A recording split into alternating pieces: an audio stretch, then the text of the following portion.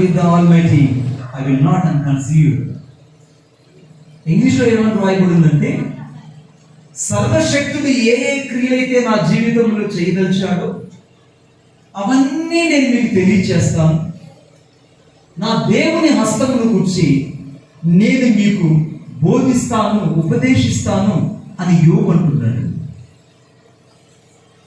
యోబు ఏ పరిస్థితుల్లో ఈ 27వ అధ్యాయం 11వ వచనంలో మాట్లాడాడు అని అంటే, నిరీక్షణకు ఆధారం లేనప్పుడు, యోబు భవిష్యత్ అంతా శూన్యంగా కనబడుతున్నప్పుడు, యోబును అందరూ విడిచిపెట్టి వెళ్ళిపోయిన తర్వాత, యోబు ఒంటరివాడై సమస్తాన్ని కోల్పోయినప్పుడు, విశ్వాసమును కర్తయు దాన్ని కొనసాగించువాడైన యేసుక్రీస్తు ప్రభు వైపు చూచే తన హస్తమును గురించి బోధించడానికి ఇష్టపడ్డాడు. దేవునికి స్తోత్రం కలుగునుగా.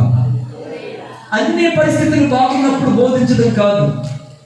The circumstances are the possible to you. You could not give the presence of the Lord and preach the word of God. It is very simple thing. పరిస్థితులన్నీ నీ ముందు కనబడినప్పుడు వాక్యం ఉపదేశించడం కాదు.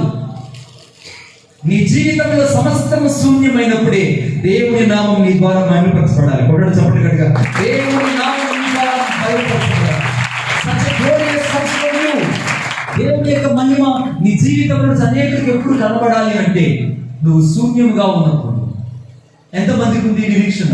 నేను శూన్యంలో నెట్టివేయబడినప్పుడు, సమస్యల్లో ఉన్నప్పుడు, భయంకరమైన పరిస్థితులు తారుమారైనప్పుడు ఏ వ్యక్తి అయినా బోధిస్తే ఇంకొక వ్యక్తి వింటాడా? వినడు. ఎందుకు వినడనంటే నీవే సమస్యలతో ఉన్నావు, నీవు బోధిస్తే నేను ఎలా వింటానని ప్రశ్నలు వేయడం ప్రారంభిస్తారండి. కానీ యోబు కూడా నీకు నాకులాగానే ఉన్నాడు. యోబు కూడా నీకు నాకులాగానే శూన్యంలో ఉన్నాడు.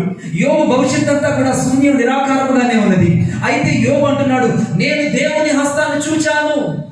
I saw the hand of God in my life. నా జీవితంలో నేను దేవుని హస్తాన్ని చూచాను. ఈ ఉపవాస ప్రార్థనలో, ఈ ఉపవాస శక్తిలో, ఈ ఉపవాస అభిషేకంలో దేవుని హస్తము మన మీదకు రాబోతున్నది. దేవుని యొక్క మహిమ కలిగిన హస్తాన్ని మన పరిచర్యలో చూడబోతున్నాం. దేవుని యొక్క మహిమ కలిగిన హస్తము మన పరిచర్యను వెంబడించడం మనం చూడబోతున్నాం. దేవుని యొక్క మహిమ కలిగిన హస్తము మన పరిచర్యలో ప్రతి పరిస్థితిని మార్చివేయడం మనం చూడబోతున్నాం. It will change everything through the hand of God. దేవుని యొక్క హస్తము ద్వారా సమస్తాన్ని దేవుడు మన జీవితంలో కార్యరూపణ దాల్చబోతున్నాడు. నువ్వు భయపడవద్దు. యోబు అంటున్నాడు, నేను ఉపదేశిస్తాను. సర్వశక్తుడు ఏ అద్భుతాలైతే నా జీవితంలో చేశాడో, ఏ మహత్కారాలైతే చేశాడో వాటిని దాచిపెట్టకుండా ఆయన హస్తమును గురించి నేను బోధిస్తాను అన్నాడండి. గమనించండి, ఇక 42వ అధ్యాయంలో ఆశీర్వదించబడబోతున్న సంగతి 27వ అధ్యాయం 11వ వచనంలోనే విశ్వాసమును కర్తైన యేసయ్య గురించి యోబు మాట్లాడుతున్నాడంటే యోబు విశ్వాసం ఎంతగా ఎదిగిందో ఆలోచించండి. యోబు ఎంతగా దీవించబడబోతున్నాడో ఆలోచించండి. 27వ అధ్యాయం 11, 12 వచనాల్లో యోబు పరిస్థితి అలాగనే ఉన్నది. 2వ అధ్యాయంలో ఎలాగో ఉన్నదో అక్కడ కూడా అలాగనే ఉన్నది. కానీ 42వ అధ్యాయం 10 నుంచి 19 వచనాల వరకు జరగబోయే ప్రతి ఆశీర్వాదాన్ని ముందుగానే ఆయన ప్రవచన రీతిగా మాట్లాడటం ప్రారంభించాడండి. అంటే దీని అర్థం ఏంటో తెలుసా? ఎప్పుడో జరగబోయే వాటి గురించి ఈ రోజు నువ్వు దేవుని కొరకై నిలబడి మాట్లాడబోతున్నావు. ఎప్పుడో జరగబోయే వాటి గురించి నువ్వు ప్రవచనాత్మతో నింపబడి మాట్లాడబోతున్నావు. నీ జీవితంలో సమస్తం శూన్యంగా ఉందా? ఈ రోజు దేవుడు నీ జీవితంలో అద్భుతాలు చేయబోతున్నాడు. నువ్వు అనేకులు తీవ్రకరంగా లేకపోతున్నావా? ఈ రోజు నీ తీవ్రకరంగా మార్చబడబోతున్నావు. అనేకులు నీ యొక్క మాదిరికరమైన జీవితాన్ని యేసుక్రీస్తు ప్రభు యొక్క హస్తముల నుండి నీ జీవితం ప్రస్ఫుటం కాబోతున్నది. It will be revealed all these things through you. ఇప్పుడు దాకా ఎవరెవరైతే నీ జీవితాన్ని నిరీక్షణకు ఆధారం లేదన్నారు, ఎవరైతే నీ జీవితాన్ని చూసి నవ్వుతూ హేళన చేశారో, ఎవరైతే పరిచయను చూసి చాలా సార్లు నిన్ను నన్ను అవహేళన చేశారో, నేడు వారి కన్నుల ఎదుట నా దేవుని హస్తం నిన్ను నన్ను లేవనెత్తబోతుంది. ఒకటి చెప్పండి గట్టిగా, నా దేవుని హస్తం నిన్ను లేవనెత్తబోతుంది. The mighty God will rise up from all the circumstances. దేవుని హస్తం నిన్ను నన్ను లేవనెత్తబోతుంది. భయపడవద్దు. నాతో పాటు దయచేసి నోట్ చేసుకోండి. మొదటి అంశం నోట్ చేసుకోండి.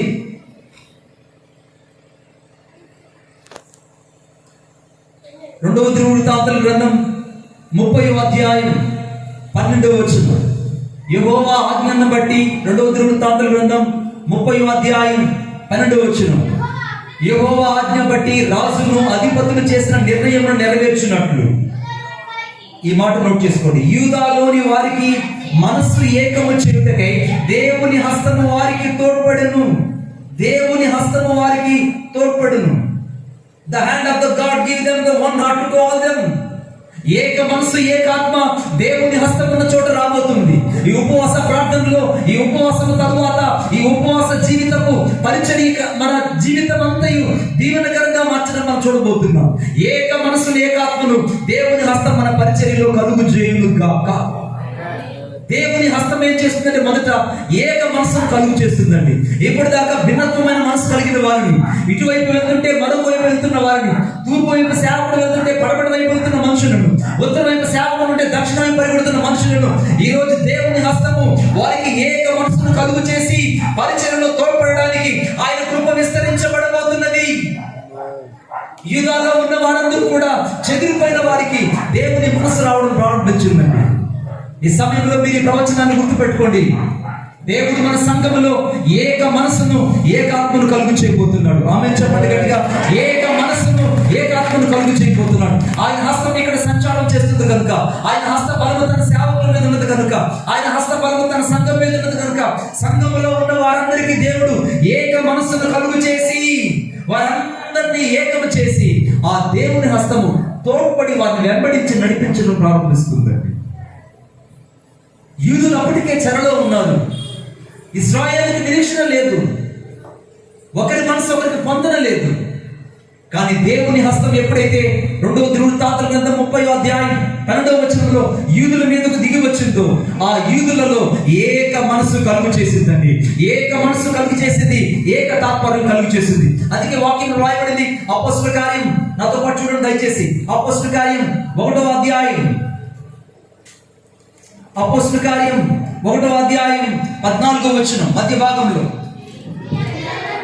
మరియు ఆయన సహోదరులను ఏక మనస్సుతో ఎడతెగక ప్రార్థన చేయుచు ఉండిరి. ఏక మనస్సుతో ఎడతెగక ప్రార్థన చేయుచు.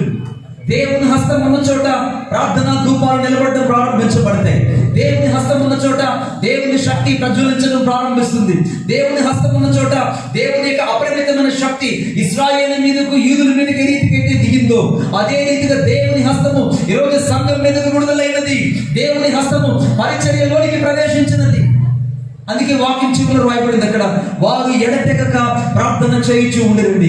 వాళ్ళు ఎంతమంది అంటే 120 మంది మేడగదిలో కూర్చొని ఉన్నారు. వారిలో ఏక మనసును ఎప్పుడైతే దేవుని హస్తం కలుగు చేసిందో వారు కొన్ని కోట్ల మంది, బిలియన్ మందిగా మార్చబడ్డారండి. ఒకే రోజున 3000 మందిగా మార్చబడ్డారు. మరొక రోజున 5000 మందిగా చేర్చబడ్డారు. మరొక వైపు 4000 మందిగా చేర్చబడ్డారు. 120 మంది వేలకు వేలుగా మార్చబడ్డానికి దేవుని హస్తము పరిచర్యకు తోడుండడమేనండి. కొట్టండి చెప్పండి గట్టిగా. దేవుని హస్తము పరిచర్యకు తోడుండడమే. ఈరోజు మన పరిచర్య నిరీక్షణ ఆధారం లేకపోవచ్చు, మన పరిచర్య ఎంత శూన్యంగా కనబడుతుండొచ్చు, మన పరిచర్య భవిష్యత్తుకు మూలాధారం లేకపోవచ్చు. కానీ దేవుని హస్తము ఉన్న వారికి సమస్తము దేవుని సమకూడి జరిగించును గాక. నీ జీవితంలో దేవుని హస్తాన్ని నువ్వు చూడబోతున్నావు. భయపడవద్దు, ఏమాత్రం విస్మయం పొందవద్దు. ఎక్కడ నీ జీవితం పతనమైందో, ఎక్కడ నీ జీవితం పడిపోయినట్టు కనపడిందో అక్కడ దేవుడిని కట్టడం ప్రారంభిస్తాడు. దేవుని హస్తము ఏక మనసును వారికి తోడై ఉండి వారిని సమకూర్చినట్లుగా చూస్తున్నామండి. ఇదే దేవుని హస్తం మనకు తోడై ఉండి మనలను, మన కుటుంబాలను సంఘములో చేర్చబోతుంది. మనం అందరం సమూహాలుగా చేర్చబడబోతున్నాం. పోగొట్టుకున్న గతకాలపు చేదైన అనుభవాలను మధురమైన అనుభవాలుగా మార్చబడబోతుంది. దేవుని యొక్క ఆశీర్వదకరమైన హస్తము మన జీవితాలలో విస్తృతమైన కార్యాలు చేయబోతున్నది. 2వ అంశాన్ని నోట్ చేసుకుందాం. నాతో పాటు చూడండి దయచేసి. ఎజ్రా గ్రంథం 7వ అధ్యాయం 9వ వచనం మధ్య భాగంలో, తన దేవుని కరుణాహస్తము తనకు తోడుగా ఉన్నందున 5వ నెల 1వ దినమున యెరూషలేమునకు చేరెను అని రాయబడింది. దేవుని హస్తము తోడుగా ఉన్నందువల్ల ఏక మనసును కలుగు చేయే దేవుని హస్తము. రెండవది తోడుగా ఉన్న దేవుని హస్తము. తోడుగా ఉన్న దేవుని హస్తం. That will be with you and always. దేవుని హస్తము ఎక్కడైతే తోడై ఉంటుందో ప్రజలకు, వారందరూ యెరూషలేమునకు చేర్చబడతారండి. యెరూషలేమునకు చేర్చబడతారు. యెరూషలేమనగా దేవుని సంఘానికి సాదృశ్యం, యెరూషలేమనగా దేవుని పట్టణానికి సాదృశ్యం, యెరూషలేమనగా దేవుని నివాసానికి సాదృశ్యం. దేవుని మందిరములో వాళ్ళందరూ కూడా తోడ్పడి రాబడి, వాళ్ళందరూ కూడా సమకూర్చబడి, దేవునికి gather all this things from east and west and north and south. దేవుడు నలుదిక్కుల నుంచి ప్రజలు సమకూర్చి యెరూషలేమునికి ఏ రీతిగా అయితే చేర్చాడో అదే రీతిగా దేవుని హస్తము మనకు తోడుగా ఉన్నందువల్ల ప్రజలు మందిరంలోకి సమకూర్చబడతారండి. ఆమేన్. ప్రజలు మందిరంలోనికి సమకూర్చబడతారు, ప్రజలు మందిరంలోనికి సమకూర్చబడతారు. ఎప్పుడైతే నీ జీవితంలో దేవుని హస్తం మీద ఆధారపడడం ప్రారంభిస్తావో శూన్యమైన ప్రతి ఖాళీ స్థలం నింపబడడం ప్రారంభిస్తుంది. ఖాళీ స్థలం అంతా కూడా నింపబడడం ప్రారంభిస్తుంది. నీ మందిరంలో ఎక్కడెక్కడైతే ఖాళీ స్థలం ఉందో ఇప్పుడు అక్కడంతా దేవుని ఆత్మతో నింపబడి దేవుని శక్తి పనిచేయును గాక.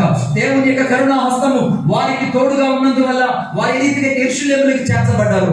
ఈ సమయంలో దేవుని హస్తం మనకు తోడై ఉన్నందువల్ల మనము కూడా సంఘంలోనికి చేర్చబడబోతున్నాం. ఒక యూదుని చెంగు మరొక యూదుడు ఏ రీతిగా అయితే వారి చెంగు పట్టుకొని యెరూషలేములో ప్రవేశించారు, ఈ సమయంలో నలుదిక్కుల నుంచి అన్య జనులు దేవుడు మందిరంలోకి చేర్చబోతున్నాడండి. అన్య జనులు దేవుడు మందిరంలోకి చేర్చబోతున్నాడు. దయచేసి నాతో పాటు చూడండి. హగ్గై గ్రంథం 2వ అధ్యాయం 4వ వచనం. హగ్గై గ్రంథం 2వ అధ్యాయం 4వ వచనం. హగ్గై గ్రంథం 2వ అధ్యాయం 4వ వచనం. హగ్గై గ్రంథం 2వ అధ్యాయం 4వ వచనం. అయినను యెహోవా ఆజ్ఞ ఇచ్చినదేమనగా ధైర్యము తెచ్చుకొనుము,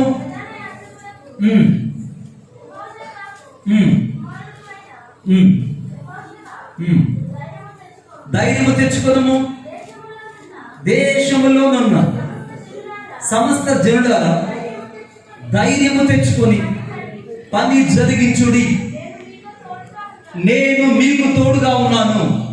ఇదే సైన్యములకు అధిపతగు యెహోవా వాక్కు. గమనించండి, ఆ వాక్యములో ధైర్యము తెచ్చుకోండి, ధైర్యము తెచ్చుకోండి, ధైర్యము తెచ్చుకోండి. ఈ సమయంలో ప్రపంచమంతా కూడా కరోనా సెకండ్ వేవ్ అని మరలా పుకార్లు పుట్టిస్తున్నారు. కరోనా రెండోసారి రాబోతుందని. లేదు, యేసుక్రీస్తు నామములో కరోనా రెండోసారి రాదు. నజరేయుడైన యేసుక్రీస్తు నామములో గత కాలంలో పరిశుద్ధులు చేసిన ప్రార్థన, గత కాలంలో సంఘాలు చేసిన ప్రార్థన బట్టి కరోనా యేసుక్రీస్తు నామములో నిర్మూలమైపోయినది. అది ఏ మాత్రం మనకు హాని చేయదు, ఏ మాత్రం మన పరిచర్యల మీద ప్రభావితం చేయదు, ఏ మాత్రం కూడా మన పరిచర్యల మీద ప్రభావితం చేయదు గాక చేయదు. కారణం ఏంటంటే ధైర్యము తెచ్చుకోండి, పని జరిగించుదని దేవుడు మనతో చేసిన వాగ్దానాన్ని గుర్తు చేసుకుందాం.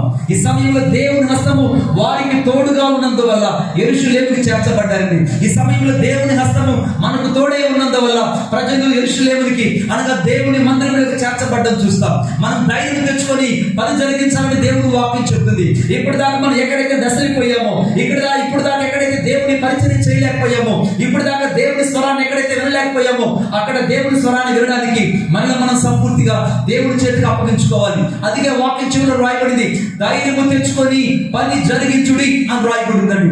ధైర్యము తెచ్చుకొని పని జరిగించినప్పుడు దేవుని ఆత్మ మీ మధ్య ఉన్నది కనుక మీరు భయపడకూడదని రాయబడిందండి. దేవుని ఆత్మ ఎక్కడైతే ఉంటుందో అక్కడ భయం ఉండదు. దేవుని ఆత్మ ఎక్కడైతే ఉంటుందో అక్కడ స్వతంత్రం ఉంటుంది. దేవుని ఆత్మ ఎక్కడైతే ఉంటుందో అక్కడ విమోచన ఉంటుంది. దేవుని ఆత్మ ఎక్కడైతే ఉంటుందో అక్కడ పరిశుద్ధత ఉంటుంది. దేవుని ఆత్మ ఎక్కడైతే సంచరిస్తుందో దేవుని భయం అక్కడ నిలబడడం ప్రారంభిస్తుంది. దేవుని ఆత్మ ఎక్కడైతే ఉంటుందో ఆ మనుషుల నుంచి దేవుని ప్రభావపూరితమైన అభిషేకము ప్రజలను కదిలించి యెరూషలేము కనుక దేవుని మందిరములకు చేర్చబడడం ప్రారంభించబడుతుంది.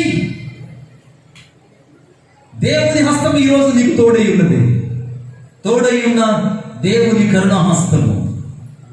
3వ అంశాన్ని నోట్ చేసుకుందాం, చాలా ప్రాముఖ్యమైంది. నాతో పాటు చదవండి. ఎజ్రా గ్రంథం 8వ అధ్యాయం 22వ వచనం.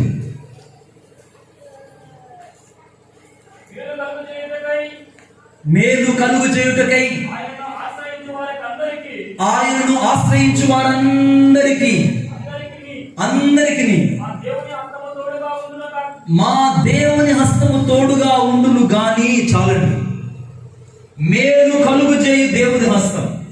3వది మేలు కలుగు చేసే దేవుని హస్తం. For I was ashamed to ask all the people to and soldiers to horseman and రాయబడి. ఇంకొక తర్జుమాలో ఏమని రాయబడిందంటే, ఎక్కడైతే నీ జీవితంలో అవమానాన్ని ఎదుర్కొన్నావో, ఎక్కడైతే నువ్వు శత్రువుల వల్ల ఇబ్బంది పడ్డావో, ఎక్కడైతే నీ జీవితంలో ఓటమిని చూసావో, ఎక్కడైతే నీ జీవితంలో చాలా సార్లు సిగ్గు కలిగిందో, అక్కడెల్లా దేవుని హస్తము ఈ రోజు నీకు మేలును కలుగు చేయడం ప్రారంభిస్తుంది. దేవుని హస్తం మేలు కలుగు చేస్తే ఎలా ఉంటుంది అనంటే, మన జీవితాలలో చాలా సార్లు మనం ఆలోచిస్తూ ఉంటాం, ప్రభువా నా పరిస్థితి ఏంటి, నా భవిష్యత్తు ఏంటి, నా జీవితం ఏంటని. ఒకరోజు నా ఒక గొప్ప యవనస్తుడు సముద్రపు ఒడ్డు నిలబడి ప్రార్థిస్తున్నాడు. ప్రభువా నేను క్యాప్లాన్ వెళ్ళి ఇంగ్లాండ్ దేశానికి వెళ్ళి సువార్త చేయాలి. నేను సువార్త చేయడానికి నేను ఇప్పుడు హ్యాంప్టన్ వెళ్ళేటువంటి ఓడ ఎక్కాలి. ఆ ఓడ ఎక్కాలంటే దాదాపు నాకు $30,000 కావాలి. $1 నాకు సహాయం చేయ ప్రభువా అని రోజు ఆ ఇసుక తెడ్డల మీద కూర్చొని ఆ యవనస్తుడు ప్రార్థించేవాడు. తనతో ఉన్న స్నేహితులు అనేవాళ్ళట, ఏమన్నా తెలుసా, $20,000 ఎవరు తెచ్చి నీకు ఇస్తారు? ఇసుకలో కూర్చొని $20,000 ఎవరు తెచ్చిస్తారు నీకు? $20,000 నీకు ఇచ్చి నేను ఇంగ్లాండ్ దేశానికి తీసుకెళ్లి అక్కడ సువార్త చెప్పించి మళ్ళా నేను ఓడలో తీసుకొచ్చి ఎవరి దేశాన్ని వదిలిపెడతారు? ప్రార్థిస్తే నెరవేరేది అడగాలి, ప్రార్థిస్తే జరిగేది అడగాలి. అంతేగాని నీలాగా ఇంతంత కోరికలు కలిగి ఉండడం అది మంచిది కాదు అని స్నేహితులు తనని అవహేళన చేయడం ప్రారంభించారు. కానీ ఆ యవనస్తుడు ఏమాత్రం కృంగిపోలేదు, ఏమాత్రం నసిలిపోలేదు. ప్రార్థించడం ప్రారంభించాడు. దాదాపు 2 నెలలు గడిచాయి, అదే అంశం ప్రార్థిస్తున్నాడు. 3 నెలలు గడిచాయి, అదే అంశం ప్రార్థిస్తున్నాడు. ఒక రోజున ఆ యొక్క తీరం దగ్గరకు ఒక పెద్ద ఓడ ఆ యొక్క తీరం వైపు వస్తూ ఉన్నది. తీరం వైపు వచ్చి ఆగి దాని నుంచి క్యాప్టెన్ దిగొచ్చి వెంటనే ఆ కుర్రల గురించి, బాబు నీ పేరు విల్లింగ్టనా అని అడిగాడు. అవునండి, నా పేరు విల్లింగ్టన్. మేము గడిచిన రాత్రి సముద్రంలో భయంకరమైన తుఫాను రేగింది. ఆ తుఫాను యొక్క విషకారునికి నా యొక్క కుమార్తెకు ఎంతో అనారోగ్యం గురయ్యింది. నా కుమార్తె చావు బ్రతుకుల మధ్యలో ఉన్నది. డాక్టర్లంతా చేతులు ఎత్తేశారు. షిప్ లో ఉన్న డాక్టర్లంతా ఎంత పరిచయం చేసినా నా కుమార్తె బ్రతకదు అని చెప్పారు. దయచేసి నేను ప్రార్థిస్తూ ఉన్నప్పుడు ప్రభు నీ ముఖాన్ని నాకు చూపించాడు. ప్రభు యవనస్తుడు ఎక్కడ ఉంటాడు? ఇతను ఒక డాక్టర్ అని అంటే కాదు, నా కుమారుడు అని చెప్పాడు. ప్రభు మరి ఎవరు యవనస్తుడు అంటే పలాని ఓడ రేవు దగ్గర పలాని ఇసుక మీద యవనస్తుడు కూర్చొని ఉంటాడు, అతని దగ్గరికి వెళ్ళి నువ్వు అతని కొరకే నువ్వు మాట్లాడని చెప్పాడు. బాబు దయచేసి నాతో పాటు రా, ఆ ఓడలో ఉన్నటువంటి నా కుమార్తెకు ప్రార్థన చేయమని ఈ యవనస్తుడిని విలీనాన్ని తీసుకొని ఓడలేకి వెళ్ళారండి. ఓడలేకి వెళ్ళగానే ఈ యవనస్తుడు లోపలికి వెళ్తూ ఉండగానే నజరేయుడైన యేసుక్రీస్తు నామములో అభిషేకం విడుదలవడం ప్రారంభించిందండి. ఈ కుర్రోడు నడుస్తూ ఉండగా దేవుని శక్తి ప్రసరించడం ప్రారంభించింది. ఈ కుర్రోడు నడిచి వెళ్తుండగా దేవుని యొక్క ఆత్మ ఆ ఓడంతయు కమ్ముకోవడం ప్రారంభించింది. అనేక మంది దురాత్మల చేత పట్టిన వారు ఆ ఓడలో చాలా కిందకు వంగి అతని పాదాల మీద పడిపోతున్నారు. అనేక మంది దయ్యాల చేత పీడించబడి తాగుబోతు వ్యసనాలలో ఉన్నవారు ఆ యవనస్తుడి పాదాల మీద నుంచి పడిపోతున్నారు. ఓడ నాయకుడికి అర్థం కావట్లేదు, ఏమిటి గొప్ప వ్యక్తి, ఈ వ్యక్తి చూస్తే చాలా సామాన్యుడిగా ఉన్నాడు, ఈ వ్యక్తి చూస్తే చాలా అసామాన్యుడిగా ఉన్నాడు, కానీ ఇతనిలో ఉన్న దైవ శక్తి చాలా అపరిమితంగా ఉంది అని లోపల భయపడిపోతున్నాడు. ఈ యొక్క యవనస్తుడు నేరుగా ఓడ నాయకుడు కుమారుడు ఎక్కడైతే అనారోగ్యంగా ఉన్నదో ఆ ఓడ నాయకుడు యొక్క కుమార్తె ఉన్న గదిలోకి వచ్చాడు. ఆ గదిలోకి రాగానే ఆ కుమార్తెను చూసి తల్లి తాపుని యేసుక్రీస్తు నామములో పైకి లే అని చెప్పగానే నజరేయుడైన యేసుక్రీస్తు నామములో ఆ చిన్నది లేచి కూర్చొని మాట్లాడసాగిందండి. దేవునికి స్తోత్రం కలుగును గాక. దాదాపు 12 రోజులుగా అనారోగ్యంతో ఉన్న యవనస్తురాలు ఒక్క నిమిషంలో ఒక్క గడియలో లేచి కూర్చొని మాట్లాడడం చూసి ఓడ నాయకుడు ఆశ్చర్యపోయాడు. అయ్యా ఈ ఓడంతా నాది, ఈ ఓడకి క్యాప్టెన్ నేను, కానీ నా కుమార్తెను బతికించుకోలేకపోయాను. నోటి మాటతో నువ్వు బతికించగలిగావంటే నీలో ఉన్న దైవాభిషేకం నాకు అర్థమైంది, నీలో ఉన్న దేవుని శక్తి నాకు అర్థమైంది, నీలో ఉన్న దేవుని స్పర్శ నేను చూచాను కనుక వేరు కలుగు చేయటకై తోడైన దేవుని హస్తము నీలో ఉన్నది. మేలు కలుగు చేసే దేవుని హస్తం. అప్పుడు యవనస్తుడు చెప్పాడట, అయ్యా నాకు కోరిక ఉన్నది, ఏమిటంటే ఇంగ్లాండ్ దేశానికి వెళ్ళాలి, ఇంగ్లాండ్ దేశంలోని సువార్త చెప్పాలి, ఇది నా కోరిక అని అనగానే ఓడ నాయకుడు చెప్పాడట, బాబు ఈ ఓడంతా నీదే, నువ్వు ఎక్కడైనా కూర్చోవచ్చు, నేను తీసుకెళ్తానని చెప్పి ఆ యవనస్తుడిని తన పై గదిలో కూర్చొని పెట్టుకొని తీసుకువెళ్తుంటే ఆ ఓడ తిందల మీద ఉన్న గేలి చేస్తున్న స్నేహితులు చూసి, విలింగ్టన్ నువ్వు ఆరాధిస్తున్న దేవుడు నిజమైన దేవుడు, నువ్వు సేవిస్తున్న దేవుడు నిజమైన దేవుడు,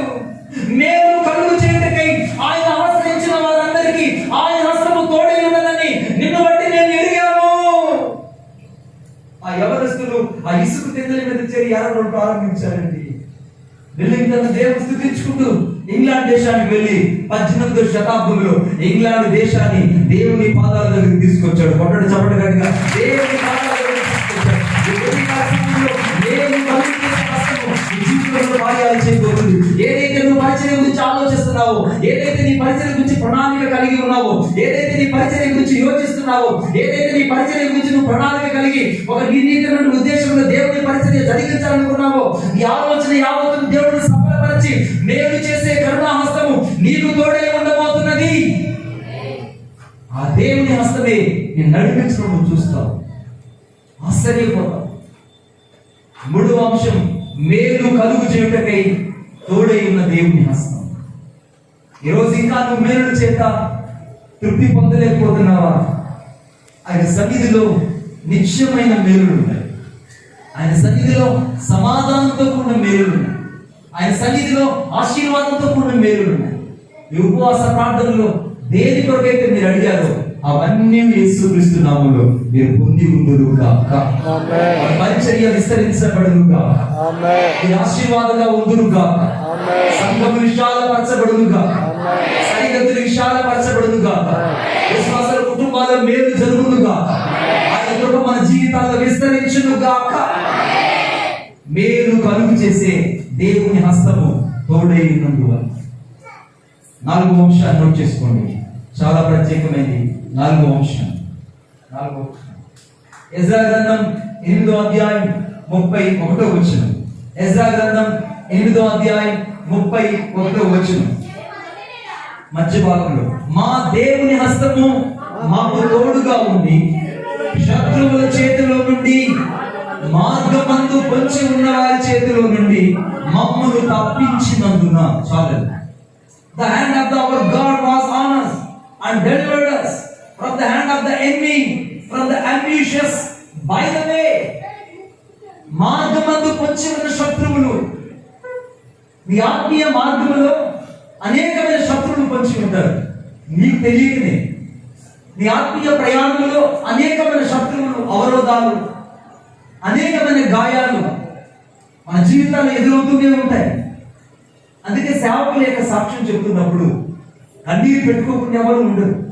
కారణం, ఆ సాక్ష్యము సేవకులకి సిలువ యుద్ధ నుంచి అనుగ్రహించబడింది. వాళ్ళు సిలువను మోసుకొని వెంబడించే సేవకులు కనుక, సిలువను మోసుకుంటూ దేవుని పరిచయం చేస్తున్న సేవకులు కనుక, వారి పక్షముగా దేవుని హస్తము అనేకులు కనపడడం ప్రారంభించబడింది. ఈ మాట గమనించండి, దేవుని హస్తం నాకు తోడుగా ఉంది శత్రువుల చేతిలో నుండి. ఈ సమయంలో ఎవరు శత్రువులు? ఈ కనబడిన ఎంతమంది శత్రువులు అనుకుంటున్నావేమో. కాదు, శత్రువు ఎవరో తెలుసా? రేపు జామున నువ్వు ప్రార్థన చేయకుండా నిద్రపుచ్చేవాడే శత్రువు. వాక్యాన్ని చదవనీయకుండా, దేవుని స్వరాన్ని విననీయకుండా, దైవ చిత్తాన్ని చేయనీయకుండా, దేవుని యొక్క ప్రణాళిక నీలో జరగనీయకుండా, దేవుని హస్తం నీకు తోడై ఉండకుండా, నీ కన్నులకు మన దృష్టి కలుగు చేసేవాడే శత్రువు. నిన్ను మోకరింపనీయకుండా, దేవుని అభిషేకం కలిగి ఉండకుండా, ప్రసన్నతమైనటువంటి దేవుని అభిషేకాన్ని నీ అంతరంగంలో ఇమిడ్చుకోకుండా, ఇంకా నువ్వు పై నిలువెచ్చని జీవితాన్ని జీవించడానికి నేను ప్రేరేపిస్తున్న వాడే శత్రువు. అర్థమవుతుందా? అందుకే విలాప వాక్యం 2వ అధ్యాయం 19వ వచనం రాయబడింది, రేయి మొదటి జామున లేచి నీళ్లు కుమ్మరించినట్లు ఈ హృదయాన్ని సన్నిధిలో కుమ్మరించు. యేసుక్రీస్తు ప్రభు అనగా మార్కు సువార్త 2వ అధ్యాయం 14వ వచనం రాయబడింది, ఇంకను చాలా చీకటి ఉండగానే ఆయన పెందలకడే లేచి ప్రార్థన చేయడం ఏకాంతంగా అరణ్య ప్రదేశం వెళ్ళి అక్కడ ప్రార్థించుచున్నట్టు రాయబడుతుంది. ఈ సమయంలో నువ్వు ప్రార్థించే వ్యక్తిగా ఉంటే నీ జీవితం మార్చబడబోతుంది. ఈ రోజు నువ్వు ప్రార్థించే వ్యక్తిగా ఉంటే నీ జీవితంలో శూన్యమంతా జయకరంగా మార్చబడబోతుంది. ఈ రోజు నువ్వు ప్రార్థించే వ్యక్తిగా ఉంటే నీ జీవితం అంతా ఆశ్చర్యకరంగా మార్చబడబోతుంది. నువ్వు ప్రార్థిస్తే నీ జీవితంలో ప్రతి సమస్యకు జవాబు దొరకడం ప్రారంభించబడుతుంది. అందుకే వాక్యం రాయబడింది, శత్రువుల చేతిలో నుండి. ఎవరి శత్రువు అని అంటే, నువ్వు ప్రార్థన చేయకుండా ఈ చలికాలంలో నిద్ర పుచ్చుతున్నాడే వాడే శత్రువు. వాడిని మొదట నువ్వు జయించగలగాలి. వాడిని మొదట జయించడానికి నువ్వు ప్రభుత్వం ఒక నిబంధన చేసుకోవాలి. ప్రభుత్వం ఒక నిత్య నిబంధన ఎప్పుడైతే నువ్వు చేస్తావో, అనగా ఆదికాండం 17వ అధ్యాయం 2వ వచనం రాయబడింది, నీవు నా సన్నిధిలో నిందలైతే నడుచుచు. ఆయన సన్నిధిలో ఎవరైతే నిందాలైతే నడవడానికి ప్రయత్నిస్తారో, నిందాలైతే జీవించడానికి ప్రయత్నిస్తారో, వారి జీవితాల్లో ఆశీర్వాదం కలుగు చేయడం ప్రారంభిస్తారండి. నా ప్రియమైన వాళ్ళ శత్రువు చేతిలో నుండి, రెండవది మార్గమందు పొంచి ఉన్న వారి చేతిలో నుండి. దొంగలు ఎక్కడ పొంచి ఉంటారండి? రోడ్లలో పొంచి ఉంటారు. మన బైపాస్ రోడ్ల నుంచి మన గుంటూరుకు వచ్చేటప్పుడు దొంగలు ఎక్కడ పొంచి ఉంటారు? ఎక్కడ పొంచి ఉంటారన్న? మార్గమందు చెట్ల చాటున పొంచి ఉంటారు. అందుకే వాడు దొంగ కనుక వాడు నాశనమును, హత్యను చేయడానికి ఇష్టపడతాడు. శాతానుడు ఎప్పుడు నీ జీవితాన్ని పాడు చేయడానికి, నీ ప్రార్థనా జీవితాన్ని దెబ్బతీయడానికి, నీ పరిశుద్ధతను పాడు చేయడానికి, దేవుడి వాక్యం చదవనీయకుండా నీ కనులకు మన దృష్టి కలుగు చేసి వాక్య జ్ఞానం లేకుండా అనేక సార్లు నిన్ను శాతానుడు ఎందుకు చెరగలిపోతాడో తెలుసా? నువ్వు ప్రార్థించకపోవడం. Without the prayer life you have to defeated in your the whole life. ప్రార్థన లేని మనిషి తన జీవితంలో పూర్తిగా ఓడిపోతాడు. ప్రార్థించే మనిషి ప్రతి క్షణము జయాన్ని సిలువ ఎదురు నుంచి పొందుతాడు. ఒకటి చెప్పండి కనుక ప్రతి క్షణము విశ్వాసం కట్టుతాను కొనసాగించబడిన యేసు వైపు నువ్వు ఎప్పుడైతే చూడడం ప్రారంభిస్తావో నీ జీవితంలో ఒక దీవెనకరమైన సంఘటన చూస్తావు.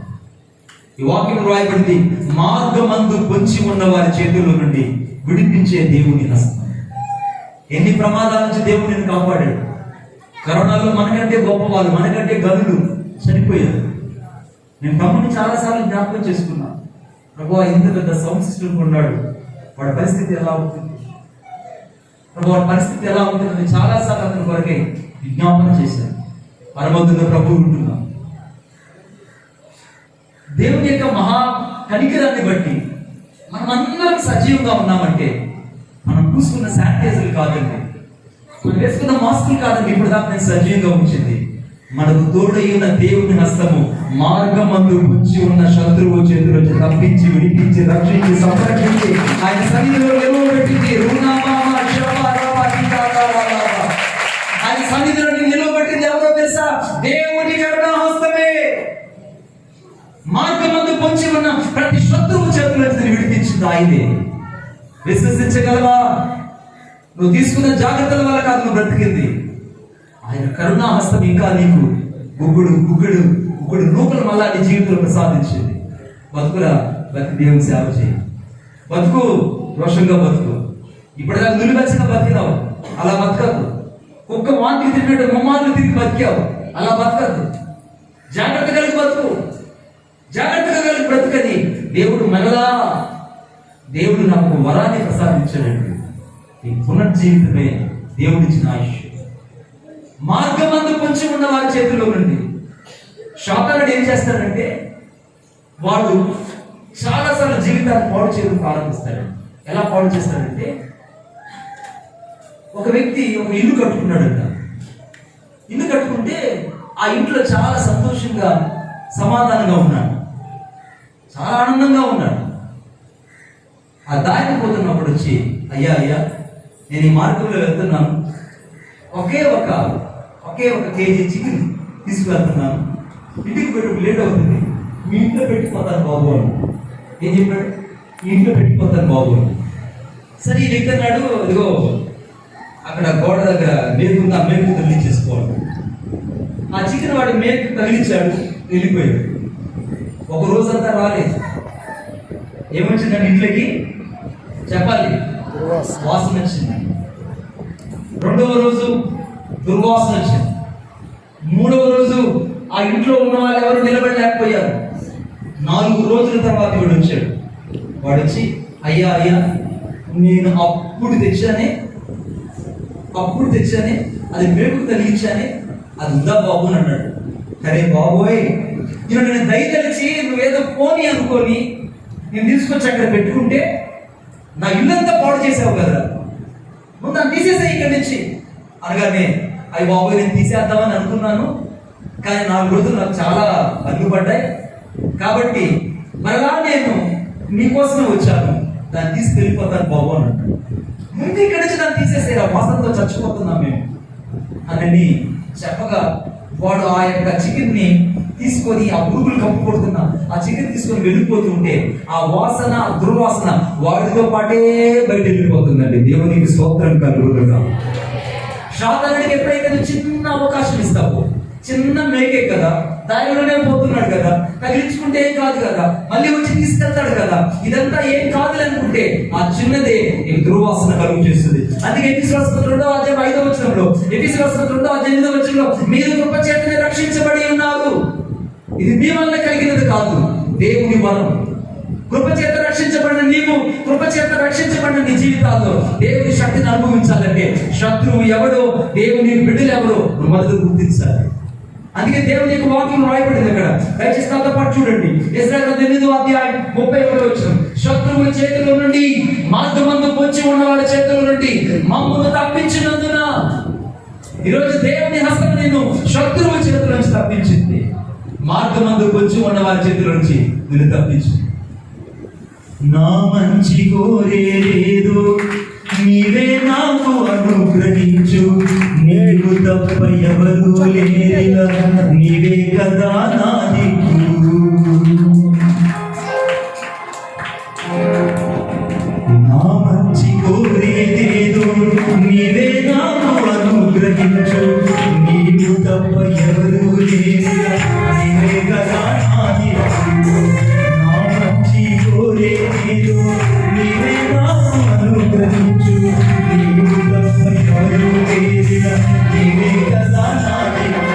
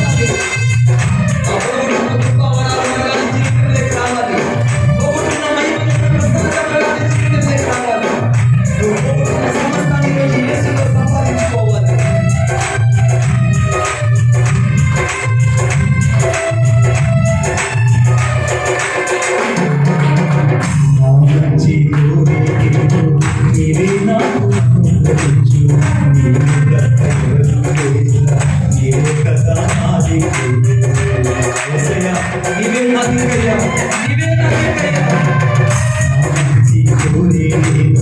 నీవే నాకు అనుగ్రహించు, నీవే కదా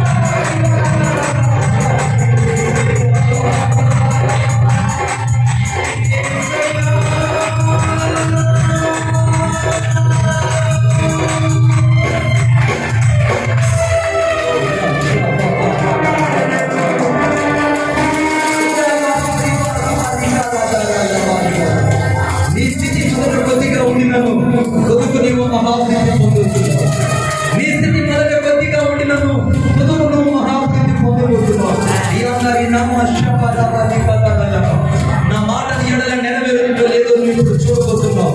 ఓ యాదరి నామ శవారి వారి కాదరలవా, నా సేవకుడైన వేదనాయకుడు రునామ శవారి వాల కర్తలవా, నీ నోట నా మాటలు ఉంచినాను. యాదరి నామ శవారి వాల కాదరలవా, ఎరుగుల ప్రజల మధ్యకి ఏ రీతిగా నేను పంపించాను, నేను నీ సేవకులను పంపించినట్టు ఇది నీకు సూచన అయినది నా కుమారుడా. ఈ నామ శవారి కాదరలవా వారి కాదరలవా, జపన్య గ్రంథం 3వ అధ్యాయం 9వ వచనం, రునామ శవారి వాల కాదరలవా, జపన్య గ్రంథం 3వ అధ్యాయం 19, 20 వచనాలు, రునామ శవారి వాల కాదరలవా. భూమి మీద ఉన్న జనులందరి దృష్టికి నేను నీకు ఖ్యాతిని మంచి పేరును కలుగు చేయబోతున్నాను. ఇది యెహోవా వాక్కు, ఇది యెహోవా వాక్కు.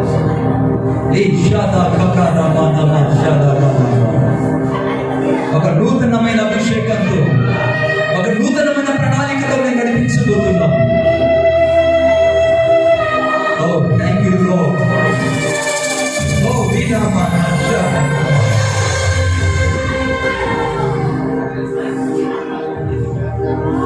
yes Lord. ఆమేన్. ఈ సమయంలో చదువు కొట్టేసి మైండ్ కొడతాం.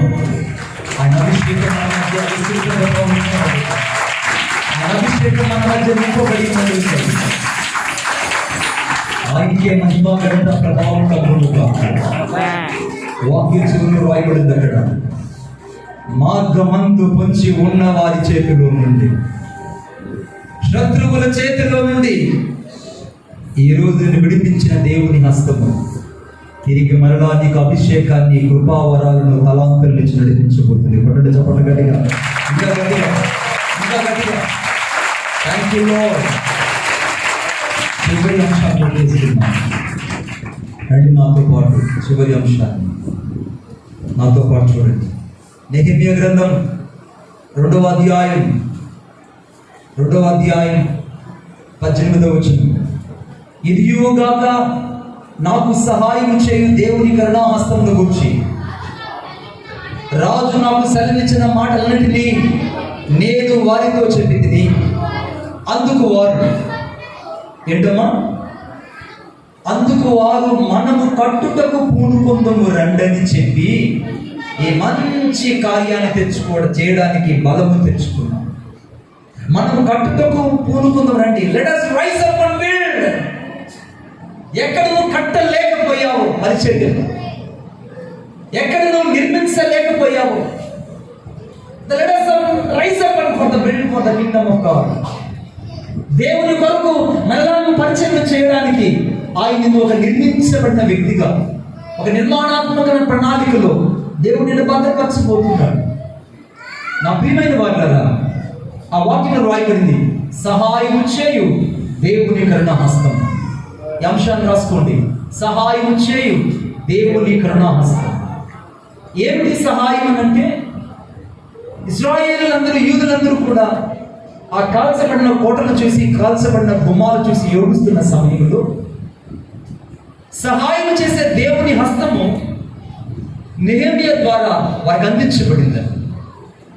ఈ సమయంలో నీ పరిస్థితులన్నీ కాల్చబడినప్పుడు, పరిస్థితులన్నీ మార్చబడినప్పుడు, పరిస్థితులన్నీ కూలతోలబడినప్పుడు నెహెమ్యా రీతికైతే దేవుడు తన ఆత్మతో నింపాడు, అదే దైవాత్మ నెహెమ్యా మీదకి వచ్చిన పరిశుద్ధాత్మే ఈరోజు నీ మీదకి, నా మీదకి రాబోతుంది. కొట్టడం చెప్పడం గట్టిగా. అదే పరిశుద్ధాత్మ చెప్పబోతుంది. నువ్వు కట్టడానికి పూనుకో. ఎక్కడ నువ్వు కట్టలేకపోయావు, ఎక్కడ నువ్వు కట్టుకోవడానికి ధైర్యం చేయలేకపోయావు, ఈరోజు నువ్వు పని ప్రారంభించు. ఈ మంచి కార్యం చేయడానికి నువ్వు బలం తెచ్చుకో. అందుకే అపోస్తలుడు పౌలు అన్నాడు, బలపరచు అనేది నేను సమస్తము చేయగలను. బలపరిచే దేవుని హస్తము ఈరోజు నీకు తోడై ఉండడం నువ్వు చూడబోతున్నావు. దేవుని కరుణా హస్తంతో నువ్వు నడిపించబడ్డం నువ్వు చూడబోతున్నావు. ఆ వాక్య చెరువు రాయబడింది, ఆయన కరుణా హస్తము సహాయం చేసినందువల్ల. ఈరోజు నీకు ఇప్పుడు దాకా ఏ సహాయం అందలేదు అనుకుంటున్నావా? భయపడవద్దు. ఆశ్చర్యకరమైన సహాయం నీ కొరకే దేవుడు సిద్ధపరిచి ఉన్నాడు. ఆమేన్. రాబోతున్న క్రిస్మస్ లో నేను ఎలాగ ఉండాలి, ఎలాగ చేయాలనుకుంటున్నావా? భయపడవద్దు. ఆశ్చర్యకరమైన సహాయం చేత దేవుడిని నడిపించబోతున్నాడు. పరిచర్య అంతటిని దేవుడు ముగించబోతున్నాడు. ఏవైతే నీ మందిరంలో కొదువులు ఉన్నాయో, ఏవైతే పరిచర్యలో పనులు ఆగిపోయినాయో, ఏవైతే పరిచర్యలో ఇంకా ఆగిపోయి ఇంకా వాటి కార్యాచరణ దారలేకపోతున్నావో, వాటన్నిటిలో దేవుని సహాయం చేసే కరుణాహస్తము మన మీదకు వచ్చును గాక. వాళ్ళు కట్టడానికి పూనుకున్నారు. వాళ్ళు కట్టడానికి పూనుకున్నారు. వాళ్ళు కట్టడానికి పూనుకున్నప్పుడు శత్రువు ఊరుకున్నాడండి. శత్రువు ఏమన్నాడు? చెత్త కుప్పలుగా కాల్చబడిన ఈ రాళ్లను నువ్వు బలమైన వాటిగా చేస్తావా అన్నారు. నువ్వు ఎప్పుడైతే ఒక అడుగు ముందుకు వేయడం ప్రారంభిస్తావో శాతానుడు వెనక నుంచి చెబుతుంటాడు, నువ్వు చేసే ప్రార్థనలు ఏంటి జరుగుతాయా? నువ్వు చేస్తే జరిగిపోతాయని. లేదు, ఈ లోకంలో ఉన్న వాళ్ళకంటే నీలో ఉన్న నా యేసయ్య గొప్పవాడు. ఆమేన్. నీలో ఉన్న యేసయ్య గొప్పవాడు. నీలో ఉన్న యేసయ్య గొప్పవాడు. నువ్వు ఎప్పుడైతే ఆయన పరిశుద్ధతను గుర్తిస్తావో ఆయన హస్తము నీ జీవితంలో ప్రకాశించడం, ప్రస్ఫుటించడం ప్రారంభిస్తుంది. నేను ఈ పరిచర్య గురించి విన్నది, గడిచిన 2 సంవత్సరాలుగా ఈ పరిచర్యతో కలిసి నడవడానికి పరిశుద్ధాత్ముడు నా హృదయంలో భయాన్ని పెట్టాడు. పరిస్థితులు బాగలేకపోవడం వల్ల నేను రాలేకపోతున్నానని చెప్పాను, కానీ నేను రాలేనని మాత్రం నా నోటితో చెప్పలేదు. కారణం ఏంటంటే, ఈ పరిచర్యను దేవుడు ఎలాగ కట్టాడు, ఈ పరిచర్యను దేవుడు ఎలాగ నిర్మించాడు, ఈ పరిచర్య పట్ల దేవుడు ఎటువంటి ప్రణాళిక కలిగి ఉన్నాడు నేను ఉదయకాల సమయంలో ప్రార్థనలో కనిపెట్టినప్పుడు ప్రభువు వారిని బలపరిచారు. లేదు నా కుమారుడు వెళ్ళు అని చెప్పినప్పుడు నేను తిరిగి దైవజనుడికి నేను ఫోన్ చేయడం ప్రారంభించాను. నేను వస్తున్నానని చెప్పాను. మార్గం అంతటిలో దేవుడి కృపను నేను చూచాను. నా ప్రియమైన వాళ్ళారా, ఈ సమయంలో మీ మధ్య నడిపించింది ఎవరో తెలుసా? ఆ సహాయం చేసే కరుణాహస్తము, కట్టడానికి కూరుకోవడానికి మనల్ని బలపరిచిన దేవుని హస్తమే. Praise the Lord. హల్లెలూయా. ఈ రోజు అదే స్థితిలో కట్టబోతున్నాడు దేవుడు. అదే స్థితిలో దేవుడు మనల్ని కట్టబోతున్నాడు. మన పక్షంగా దేవుడు ఆశ్చర్యమైన కార్యాలు చేయబోతున్నాడు. ఇప్పుడు చదువుదాం ఆ మాట. యోబు గ్రంథం 27వ అధ్యాయం 11వ వచనం.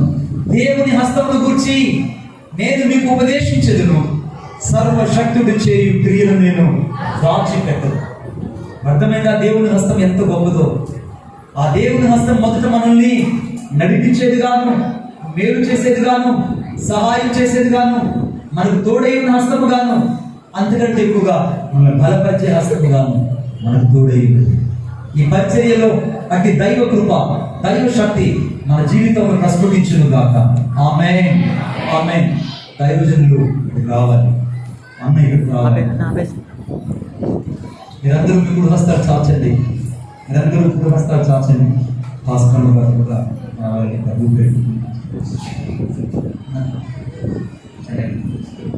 సమయంలో చేతులు చాచండి. చేతులు చాచుకుంటే ఎలక్షన్ కోసం చాచండి. ఇలా చాచుకున్నాను. సద్గురు డ్యాన్స్ టు సాయి ప్రార్థన చేద్దాం. దేవుడి ఉపవాస ప్రార్థనలో తిరిగి మళ్ళీ ఆ పరిచయను బలపరచున్నట్టు, పరిచయని దేవుడు స్థిరపరచున్నట్టు, such a mighty wandering among us, ఒక అద్భుతం చేసే దేవుని హస్తము ఈ పరిచర్య దిగి వచ్చినట్లుగా, ఈ ఉపవాస ప్రార్థన తర్వాత దేవుని శక్తి ఇక్కడ కనబడినట్లుగా ప్రతి ఒక్కరు ప్రార్థించేద్దాం. సేవకులు కూడా, వెనుకున్న వాళ్ళు, చివరిలో ఉన్న వాళ్ళు, లాస్ట్ కుర్చీలో కూర్చున్న వాళ్ళు కనబడుతున్నారు. ప్రభువా నీకు వందనాలు, స్తోత్రాలు చెల్లిస్తున్నా. నలుగురు ద్రోహ సంబంధమైన చీకటి శక్తుల యొక్క క్రియలను యేసుక్రీస్తు నామములో నిర్వీర్యం చేస్తున్నా. నీ దాసునికి వ్యతిరేక రూపించబడిన ఈ ఆయుధము యేసు నామములో వర్ధిల్లకుండును గాక. నీ దాసుడు ఆశీర్వదించబడును గాక. నీ దాసుడు దీవించబడును గాక. పరిచర్య విస్తరించబడును గాక. పరిచర్య విశాలపరచబడును గాక. సరిహద్దులు వ్యాప్తి చెందును గాక. పరిచర్య బలపరచబడును గాక. పరిచర్య పునాదులు స్థిరపరచబడును గాక. పరిశుద్ధాత్మ అభిషేకం, పరిశుద్ధాత్మ అభిషేకం మనలాంటి జీవితంలో బలగొప్పగా నింపబడాలని ప్రార్థన చేస్తున్నా. బలమైన అభిషేకంతో ఈ దాసుడు సేవ